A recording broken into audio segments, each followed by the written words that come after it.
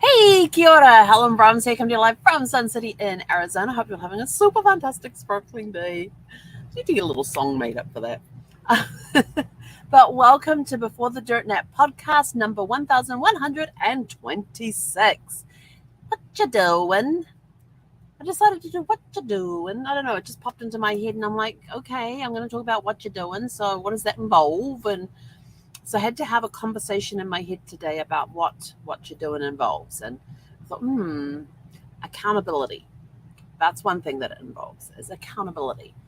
And then what you're doing to get to your goals and your dreams. What are you doing? What steps are you taking? What actions do you have in place? What systems and processes do you have in place?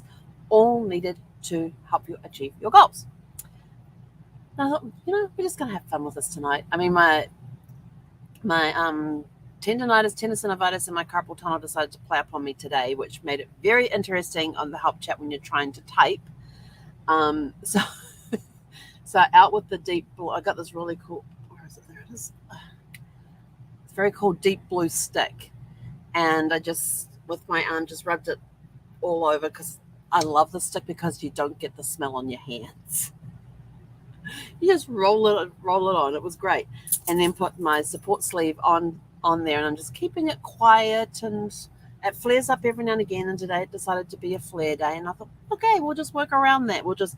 Thankfully, at the age of 11, this is one of my stories, so get yourselves comfy. It's not going to be a long story though.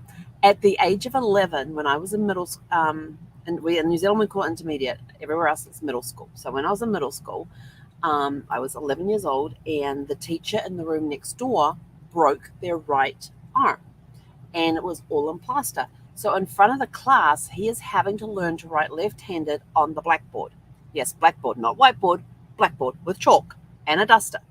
Uh, this was a few years ago, and he was struggling, and he had to struggle to learn to teach himself to write left-handed because he couldn't use his right hand at all. I saw that struggle. We were lining up to go wherever we were going that day.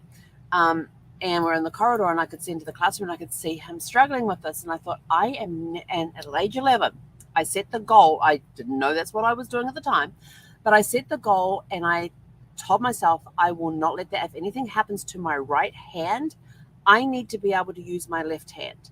So from that day forward, I have been teaching myself, and as regularly as I remember, using my left hand. So I can now use a computer mouse left-handed. But the story can. So I started learning to write left-handed. I can still write left-handed. I don't do it as often as I should practice. It comes out still a little chicken scratch, but it's legible. It's not as fast as if I'm writing with my right hand, which frustrates me, but it's legible, and I'm still able to write. Typing one-handed with the left hand is getting a little quicker. Operating a mouse, I can operate a mouse left-handed. It's a little weird because the button that you normally use is over this side. So you kind of got to, you got your mouse, and you got to use this button over here instead of this one over here to make it more comfortable. So you kind of work around, and you kind of get a sympathy for those that are left-handed living in a right-hand world. I totally get it. Scissors, got it. I got you back on that one. But to practice writing left-handed, I have this set of crossword puzzles I absolutely love. They come from Australia, and I get them shipped over every now and again. But when I'm going through the puzzles in the book, there's always a left-handed crossword, and so I have to use the rule is I have to use my left hand to do the crossword. So I'm having to put these little letters into little boxes, and it's not a small crossword puzzle either. It's a full page size crossword grid on one side and clues on the other side. And so anytime I come across anything that's on the left hand of it when I'm doing puzzles, and it's on the left hand of the page and the puzzles are on the left, the pen has to be in the left hand. And the right hand only gets to do those that are on the right side of the puzzle box. So I'm always practicing that way. But I set the goal then, not knowing at the time that I was setting the goal. But it was, if anything happens to my right hand, I am able to do things. Even to this day, if I go and pick up a spoon to eat or a fork, it's always done left-handed. It's not. This is one thing that's confused me here. I'm trying to remember if this happens much. Yeah, it probably happens in New Zealand as well. But when you're taught to eat, it's usually the fork is in the right hand, the knife is in the left. Sorry, fork is in the left hand, knife is in the right. Usually. So then why do you then cut things up? You cut things up, and instead of putting it on the fork and going this way with it, why do you move the fork to the other hand and use the other hand? I'm like, that made no sense to me. So fork in the left hand, spoon in the left hand, and we use that way. We start eating foods that are very simple to prepare, that basically require no preparation. Shakes are wonderful for that. Smoothies are great for that, because I can just pour the coconut water into my blender. I do have a little personal blender instead of pulling out the big one, so it makes things a lot. Although the problem with that one is screwing the lid on. So yes, it becomes a challenge, but you figure out ways around things. But what happened is that 12 years later, after I first made this declaration that I was going to teach myself to use my left hand in case anything happened to my right hand, 12 years later is when I was diagnosed with tendonitis. And tendonitis, I got excruciating pain in my wrist, in my right wrist. I couldn't use it. The hand was basically just frozen. And it ended up getting a brace put on it that has a metal piece that comes from here down to here, and the straps. And you've seen they're around a lot.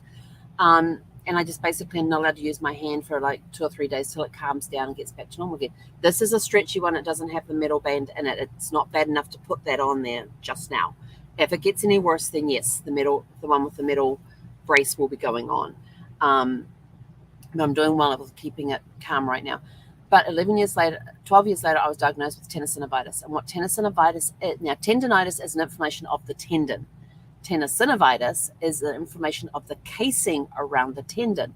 And when the casing is inflamed, the tendon's got nowhere to go, because it's basically being strangled by the casing, because the casing is swollen up, that it constricts onto the tendon. And so it makes it very difficult to move. And for me, it's mainly my forefinger and my middle finger, and sometimes my thumb. And so it gets very painful to move those. Years later, I developed tendonitis and carpal tunnel in there, but that's when I got started. And so at that point, I had to give up gymnastics. I was coaching gymnastics at the time. I absolutely loved it. Like, gymnastics is like one of my favorite sports. I absolutely loved it. I was in the process of getting my judging certifications and everything as well at the time. And I was sort of like, I can't coach gymnastics. And I went cold turkey. I was so upset with the fact that I had to give up gymnastics, coaching gymnastics. The thought never entered my head to go ahead and get my judging certification because I could still be involved with gymnastics that way. No, I loved coaching the kids. I absolutely loved coaching kids.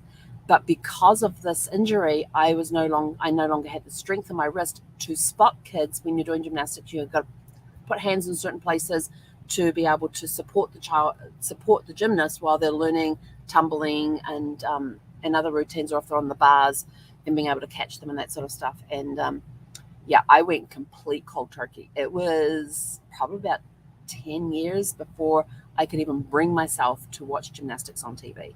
And by then, so much had changed. I'm like, where the hell do these springs come from in the floor? Like, they're doing the floor routines, and I'm like, they've got springs in the mats. We never had springs in the mats. There was a whole bunch of stuff changed. The whole judging and scoring had changed. And I was like, dang. Because when I was doing my judging certifications and stuff, one of our things was we had to watch like the Olympic Games or the Commonwealth Games if they were on, and using the techniques that we were learning on judging, follow the routines and score them and see how we did with the actual judges and things. I wasn't doing too bad. There was an error. There was room for improvement, but I wasn't doing too bad. I wasn't far off, but I knew where I needed to improve on. But when I was trying to do that again, I was like, I don't even know what the scoring is anymore, how they score, and what they now deduct for errors and that sort of stuff anymore. It had all changed. Now I'm back to watching gymnastics again, but there's still that lingering pain there that I no longer get to coach kids. And that was a hard thing to swallow. But because I taught myself to use my left hand, I was still able to carry on and work and get things done and everything else. So that's part of the, you're setting goals, and sometimes you don't know why you are setting a goal. Like my whole why back then when I was 11 years old was, I want to make sure I can use my left hand in case anything happens to my right hand. I don't know if I was setting the intention there that something was going to happen to my right hand, so I needed to learn my left hand, or what was going on in my brain. I was 11 years old. Come on, give me a break. But I actually set the goal then with the intention that this is what I was going to do, not knowing that 12 years later I was going to need it. And throughout the years since then, there's times that I need it because because the tendonitis flares up. Can't use the hand because I can't move the fingers. So I've got to put the metal brace on and just let it sit for a couple of days and rest and that sort of thing. But when you're setting goals, it's you got to be accountable. So when you set a goal, find an accountability partner. I am very fortunate to have a really good accountability coach. Not only do I get on the phone with her once a week and tell her, this is what I accomplished this week, this is what I'm looking forward to doing next week, or this is what I'm not looking forward to. This is what's on the plan for next week for the goals I've got set next week. And there might be times like I didn't get this done, I was struggling with this, and we'll talk through it. So that's the coaching portion that comes in. And then I tell her what I've got planned for the coming week and what my goals are for that week. And so she writes them down, or I email them to her, and she has them there. And then the next week she's like, okay, you told me last week you were going to do da da da da da da. And I'm like, yep, got that done. I got a story about this one. But for a second there, I thought I kicked Seffi. It was my shoe. And so get yourself an accountability partner, because when you are going for goals, having somebody that you are accountable to, she has, what was I going to say? I totally lost my thought. But have somebody that you're accountable to, somebody that will hold your feet to the fire. If you say you're going to do something, you damn well better do it. Be accountable, not only to your accountability partner on getting goals done, but be accountable to yourself. If you say, I am going to do this, and you set the intentions and you set the goals in that, don't just sit back, okay, goals are set, I'll just sit back here and wait for them to happen. Yeah, no, get off your butt and get doing it. What you doing? Ask yourself every time, when you sit back and you kick back, and it's all like, there's times I will sit back in the recliner and put my feet up, and I'll go, and I'll just say, like, what you doing? So like, oh yeah, that's right, I said I was going to go do this. And now when I say what you're doing, Zephyr turns and looks at me, and she's just to say, well, what are you doing? But yeah, so it's helping you hold yourself accountable for things that you say you're going to do as well. So if you've been watching this, you'll know that one of my things is to get the front window a little more insulated for the heat and everything else. And we were up to 112 today, I think it was. So I had to get myself a new toy to make sure that what I am doing is working. Well, actually, it's not a toy, it's a tool, but it is fun to play with. So I got myself the laser gun, a laser temperature gun, and I was shocked at how hot that window gets. I was testing the temperature inside the cupboards that were facing the sunshine, like the sun pouring in on them. And there's some DVDs I haven't yet put into my DVD binders, and they're still sitting in their jewel cases up in one of the cupboards there, which is on the west side of the vehicle. And above that, I keep all the rolls of Zephyr's poop bag rolls. And so I put this thing up there onto that cabinet and took the temperature. It was 120 degrees in that cupboard. I looked at that and I was like, no, that can't be right. And so I did it again. It came back the same temperature and went, ooh, I really do need to get insulation up there, because I've got plastic bags up there for the biodegradable plastic bags, and I don't want them degrading because of the heat, and then I can't use them. And then I've got the DVDs that are sitting there. Well, those temperatures are not good for DVDs. And then I was the front portion of the cabinets that are above the driving area. I tested have got the insulation is on the outside of that, up against the window. And so I was testing the temperature there, and it was around 98, 99. I thought, okay, we've still got to get that down. And then I tested the outside wall that's on the west side, and that was up to 120 degrees as well. And I'm like, okay, we definitely have to do something. So I was shocked. So this tool shocked me into the fact that I was able to see just how hot the windshield gets, just how hot it gets in these cupboards and stuff. And it's sort of like, dang, I really, insulation in RVs sucks. I already knew it did. I just didn't know how bad it was till I got this.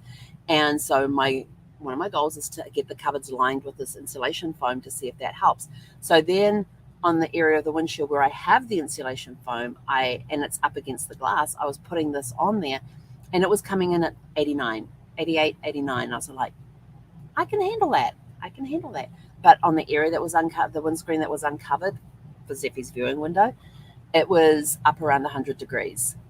And off was, so I was looking at somewhere around 10 to 15 degree difference between the area that was uncovered and the area that was covered. And I was like, dang, we're making some difference here. We've got to make, but once I get the full thing done, so being accountable to myself and to Zeffie to get this done so we can live a little more comfortably inside. But I did test the bedroom wall that the headboard had been against, where Zeffie would just get really, really hot. And it surprised me. It was only at 90 degrees, and it was in the full sun. I thought, okay, that's a little better. We can get that down by putting the insulation on there and making the nice headboard area and stuff. So we're working on that radiant heat thing. But now that I know with my cupboards how hot it gets, and fortunately we've had the awnings out, and the awnings shelter the back of the cupboards in the kitchen area and over the refrigerator. So they haven't been getting as hot as those that back onto the area that is not covered by the awnings. But still, they're getting up around 80, 90 degrees in there.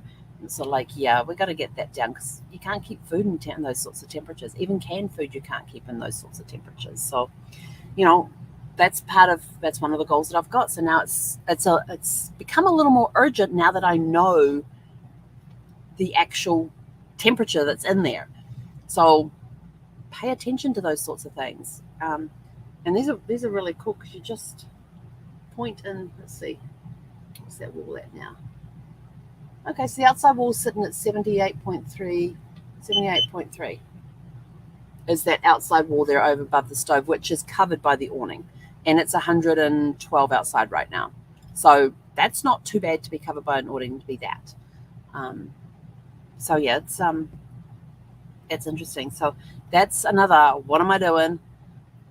Getting that done, and when am I going to get that done by, and all of that. So that's another project that is going to be moved to the forefront. So when I'm looking through the different projects I've got, I'm also asking myself too, if you've ever read Cash Flow Quadrant, you've got left side versus right side, and the left side is being an employee, being self-employed, and the right side is a business owner and an investor. So the business owner is, you can walk away from your business, like go on vacation.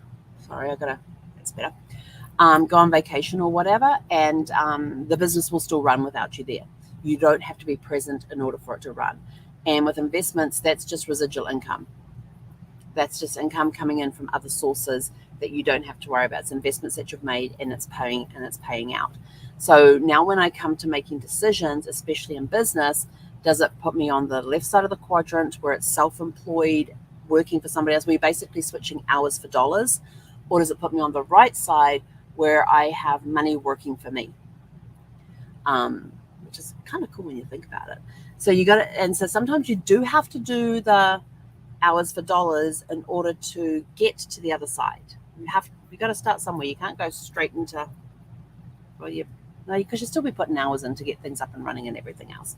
But what you doing? What you doing to get from the left side to the right side? Always ask yourself, what you doing? What you doing? It's a very thing. Like when I sit down, just sit down to relax. Like, what you doing? I'm sitting down to relax. I've had a busy day. The brain's a little fried. I need to put my feet up for a few minutes, or I need to go take a nap. Okay. How long's your nap going to be? My nap is going to be 57 minutes, according to the timer I just set on my phone, or 37 minutes. I always finish my nap times with a 7. Don't ask me why. I don't know. So it might be a 27-minute nap or whatever. But as soon as that timer goes off, we're out of bed and we're into whatever we said we were going to be. So what you're doing is all about checking in with yourself. Are you doing things that are going to help you move forward to achieve your goals? Are you doing something that's going to hold you back and delay? Do you have an accountability partner? They are hugely, hugely important. I wouldn't be where I wouldn't have accomplished a lot of the stuff I've accomplished over the last few years had I not had accountability to somebody. And it's always a trusted person that has no ties to my business except the only thing they want to do is see me succeed, and that's fine. That works for me. And they give good sound advice. So there's that, and then what you doing? Every time you do something, what you doing? Ask yourself a question: what am I doing? Is it going to keep me on the left side, or is it going to put me on the right side? Is this action going to help me achieve my goals, or is it going to hold me back? So you got to keep asking yourself these questions all the time. What you doing? So what are you doing to achieve your goals right now? What stuff are you doing? What stuff were you doing before you started watching this or listening to it? What stuff are you going to be doing as soon as you finish watching it or listening to it that will help you move forward towards your goals? I know the next thing I'm going to be doing after this is going and taking a pup for a walk. Thankfully, when I walk the dog, she's always on my left. She's mainly on my left side. There's times that she'll switch over and walk on the right side, but I'm just going to have to keep hold of the leash on the left side tonight. But when I'm doing my health program, so every now and again I got to take body measurements, and my left bicep is actually bigger than my right bicep, and I'm predominantly right-handed, but my left bicep is bigger than my right bicep because it gets more of a workout with a 38-pound dog. I'll walk down the road and I'll be doing bicep curls with her leash. She's pulling, I'm pulling her back because she knows she's not allowed to pull. So I will stop walking and just pull on the leash. And I'm doing bicep curls with a 38-pound dog on a leash. It's amazing how much exercise you get in when you're walking the dog. And when she's on the right side and I've got it in the right hand, I'm doing the same thing. I'm doing the bicep curls. But the left side gets worked out way more than the left and the right side does, which is why the left bicep measures more than the right bicep does right now. But anyway, so what you doing?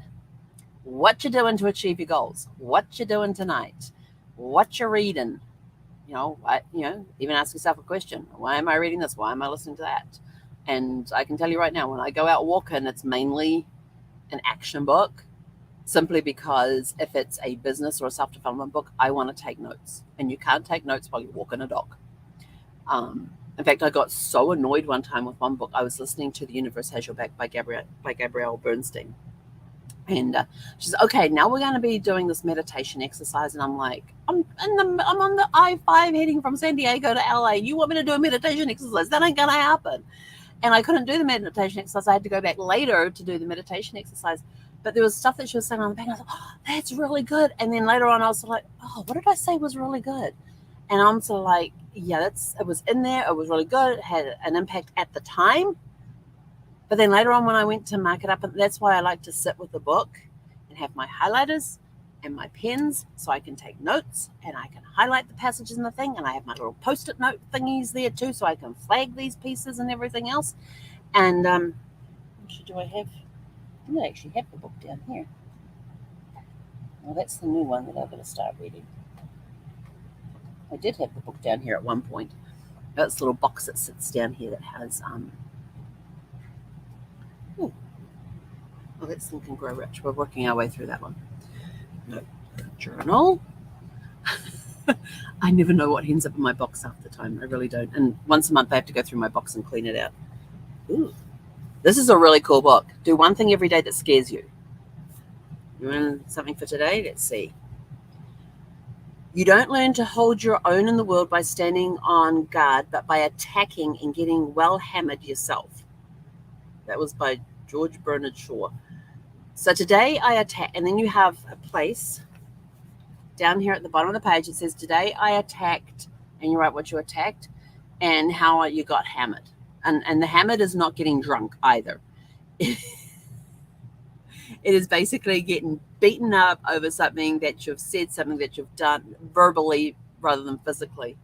When you win, nothing hurts is on the opposite page.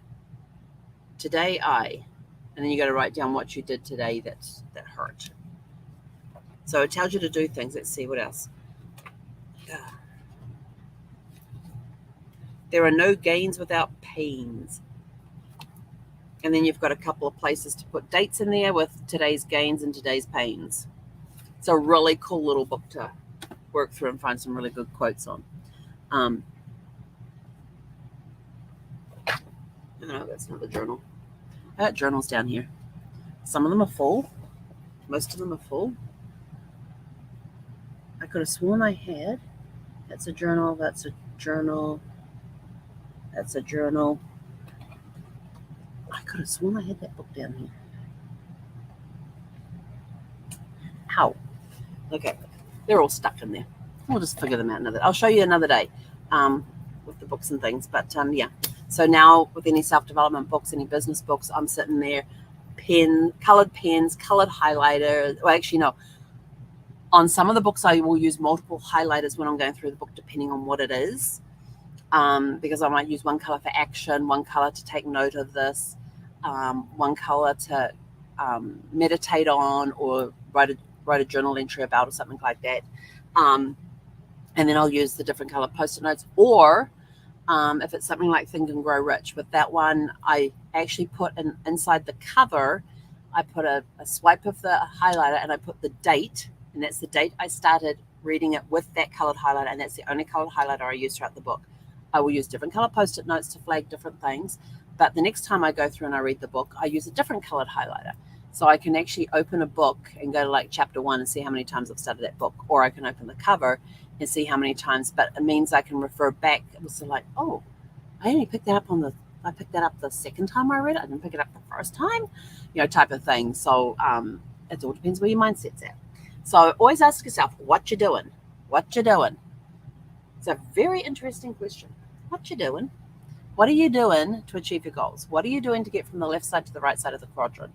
What are you doing to be accountable? Do you have and get yourself an accountability partner? She did. Well, I can't put down too far because I actually need that in the morning. So it's ask yourself, what am I doing? What you doing? What you doing?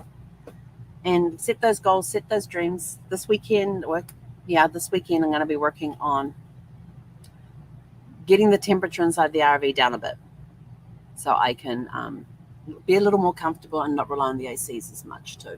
Even though I know the ACs will still be working, but they won't be switching on as often because the temperature will be a little more stable inside. Because right now, one end of the RV is different temperature to the other end of the RV. But the cool part is I can also test the temperature coming out of the ACs, so I know when I need to get the service guys in. But anyway, so that's it from me for today. Remember, ask yourself what you're doing. Get yourself an accountability partner, somebody who does not have a vested interest in your business, but a vested interest in wanting to see you succeed, and is willing to ask you at times the tough questions. And like I said, I love my accountability partner because sometimes she does ask me the tough questions that I don't want to ask. It's like, what are you doing? What you doing? What you doing? Here comes Zippy. She's so funny when I say what you doing. She comes, oh, thank you. She just bought me her chew thing. Am I putting that there? Or do you want it back? She's like, I'll take it. But always ask yourself, what you doing? If you're doing a task, what you doing? What's it going to help you achieve? What goal are you accomplishing with that? What goal are you working towards with whatever task it is that you're doing? And it's also a very good way of helping you stay on task as well. But right now, what am I doing? I'm about to take a DOG for WALK. Anyway, that's it from us here today. Tomorrow we have a guest coming in, which is going to be fun because she is such a really fun person, and I got to know her and her husband very well back in 2020 when I stayed in their driveway for a couple of weeks. We do have some stuff in common in the fact that we've both served in the Air Force. One in the New Zealand, I was in the Royal New Zealand Air Force. She was in the US Air Force. She was an officer. I wasn't. So we did have an interesting conversation. One time she does a podcast on Monday mornings called Military Mondays. And so I was a guest on there one time when I was staying there with her. And I was her very first international guest from an international military service. So it was very interesting talking about that and some of the differences and the things that we've done since then. So anyway, Tune in tomorrow night at 6 p.m. Pacific because we're going to have an awesome guest on with us. Can't wait to bring her on and introduce her to you. Until then, have a super fantastic sparkling evening, and what you doing? Hey, Cornera.